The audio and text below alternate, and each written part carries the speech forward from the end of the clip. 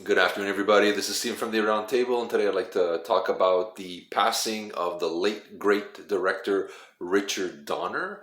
Most people know him from the Lethal Weapon franchise, which starred Danny Glover and Mel Gibson. It went on to make four movies. It was a big global phenomenon, and that was probably his last big hurrah in feature films.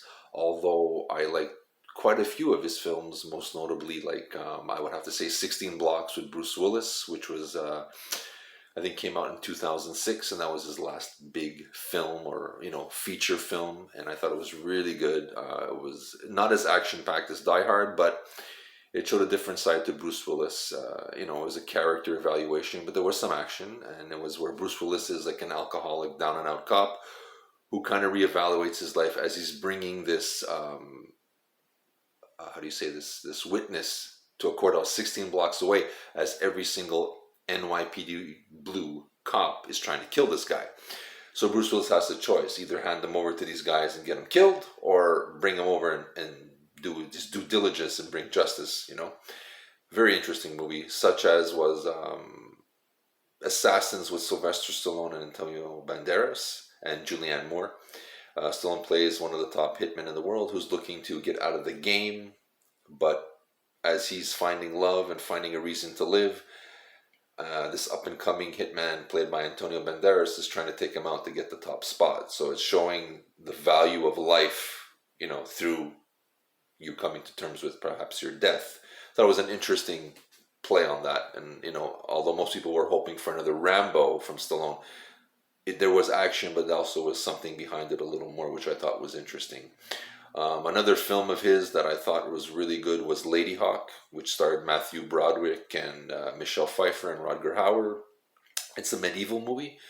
It was supposed to be an action adventure, but there was a love story where Michelle Pfeiffer and Rodger Hauer are lovers who are cursed to not be together anymore. They see each other during, I think, Twilight, where Michelle Pfeiffer turns into a hawk and Rutger Hauer's character turns into a wolf. So there's this moment of passing ships in the night, where they glance at each other and still realize that the love is there. They crave each other, and Matthew Broderick, who's this thief who gets drawn in, has to find a way to solve this curse.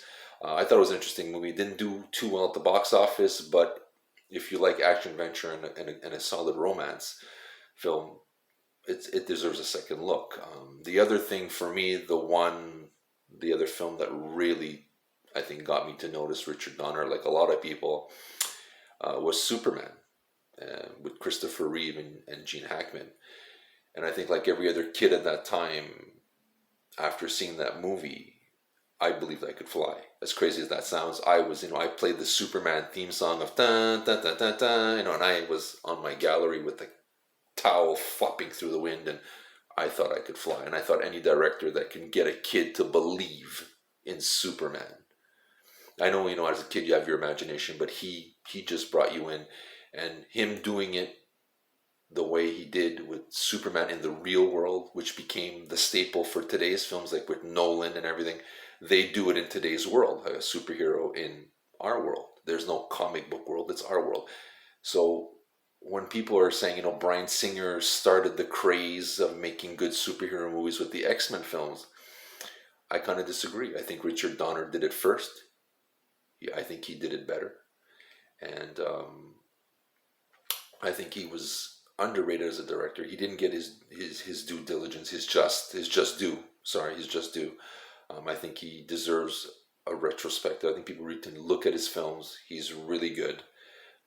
Besides the Lethal Weapons and stuff, I think he's got some really good films under his belt, and I hope people do check them out. And I'd like to wish Richard Donner's family, friends, fans, anybody out there who likes this guy, my condolences. I mean, it's a great loss, but you know what? He's leaving behind some wonderful memories and some great entertainment. And I said, like Superman alone, how many kids my age or younger who've seen this in the theater or on video or whatever and thought they could fly? I mean, what a thing to leave behind. This gift of faith, of belief. So if anybody thinks Richard Donner is just good for Lethal Weapon, you need to look back at his stuff. This guy is a master. He deserves a retrospective, a box set to come out with all his stuff together. And I think would be sorely missed. I know I do, and like I said, any guy that can get me to believe I can fly. And every time I still hear that theme song of I'm doing the Christopher Reeve thing, that I do this at my age is a testament to this guy's talent. So, Richard Donner, rest in peace. I thank you from the bottom of my heart for giving me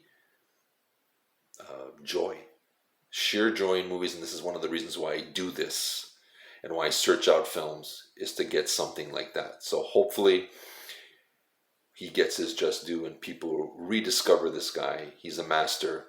And again, rest in peace, Richard Donner. Thank you again for the memories. I appreciate it. Take care. This is Steven signing off from the Aroundtable. Live the dream.